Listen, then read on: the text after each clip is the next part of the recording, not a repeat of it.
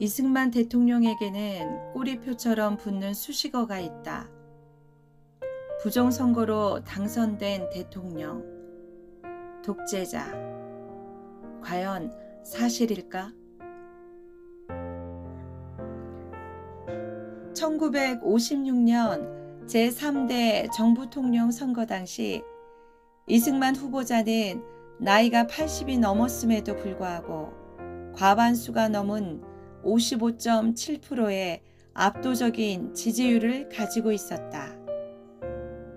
제2대 정부통령 선거 당시 74.6%로 당선된 것에 비해 약 20% 정도 하락한 것이다. 제4대 정부통령 선거 때도 마찬가지로 이승만 후보자를 견줄 만한 인물로는 민주당 조병옥 후보 정도밖에 없었다.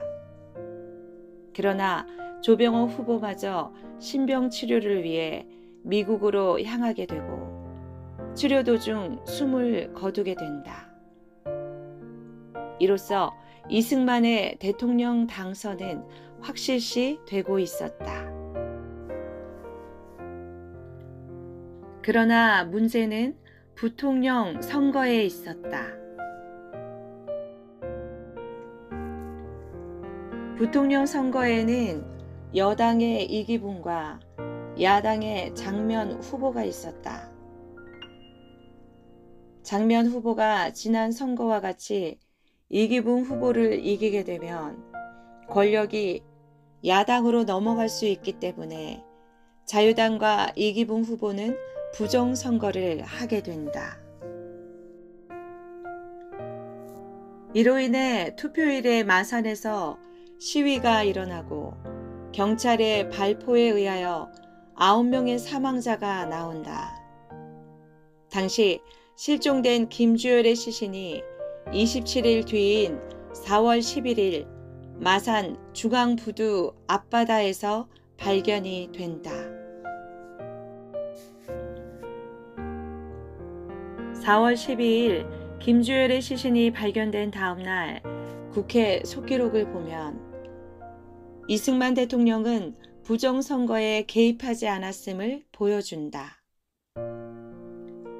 제36회 국무회의 1960년 4월 12일 시국 안정에 관하여 이승만 대통령 어린아이들을 죽여서 물에 던져놓고 정당을 말할 수는 없으니 무슨 방법이 있어야 할 것이다. 이승만이 대통령을 내놓고 다시 자리를 마련하는 위에는 도리가 없다고 보는데 혹시 선거가 잘못되었다고 들은 일이 없는가? 그리고 부정선거에 대한 보고를 들은 이승만 대통령은 이렇게 말한다. 부정선거를 왜 한 거야? 어린애를 죽여놓고 뭐라고? 공산당 짓이라. 그걸로 해결될 것 같은가? 대통령이 책임져야 해. 내가 그만둬야 도리이니 후속 대책을 빨리 마련하시오. 4월 19일 김주열 사건을 계기로 시위가 일어나고 경찰의 진압 가운데 많은 학생들이 다치게 된다. 이때 전국 방송을 통해 국민이 원하면 하야한다 라고 말한다. 이승만의 하야에 대한 내용이 구체화되고 4월 22일 시위 중에 부상당한 학생들을 위문하며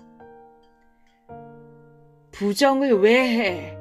부정을 보고 일어서지 않은 백성은 죽은 백성이다. 젊은 학생들이 참으로 장하다 라고 말했고 그 후에 국민이 원한다면 대통령도 물러나야 한다. 그게 민주주의다. 이렇게 말하고 실제로 대통령직에서 하야한다. 이승만 대통령이 정말로 독재자라면 국민의 원함을 따라 대통령직에서 하야했을까? 그렇지 않을 것이다. 이것은 북한의 김관의, 마오쩌둥, 스탈린 등 수많은 독재자들을 통해 볼 수 있다. 자유민주주의가 확립되어 가는 과정에서 국민들이 각성하는 모습을 진심으로 기뻐했던 이승만 대통령.